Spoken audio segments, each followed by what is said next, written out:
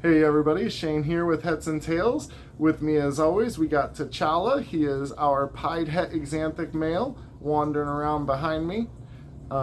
Today we are going to be introducing Nadaya, otherwise known as Ned. Now Ned is a Superfly het clown, and as you can see, he's got some pretty awesome patterns.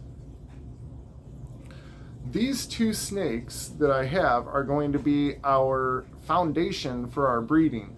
Between these two snakes, we can end up having quite a bit of different awesome offspring, with the right females, that is, obviously. But we can have exanthic pieds, clown pieds, exanthic clowns, firefly clowns, superfly clowns, all types of stuff with these two guys if we get the right females with them. So that's kind of our aim right now, is just getting everything right.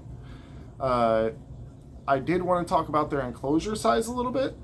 These guys are in 20-gallon fish tanks right now instead of the totes. I understand totes are usually pretty good for ball pythons, but use what you got, right? So they're in the same kind of tank as our axolotls back here. They do use a coconut husk substrate we buy from Reptichip, and I've not had any issues. It's actually been really nice. It holds its moisture well. And as far as a hide, I cut a basketball in half, cut a hole in it, and bam, we got ourselves a little snake hide. And actually, we got two of them. I hope you guys like, comment, and subscribe. I hope you guys have a great one. Thanks for watching.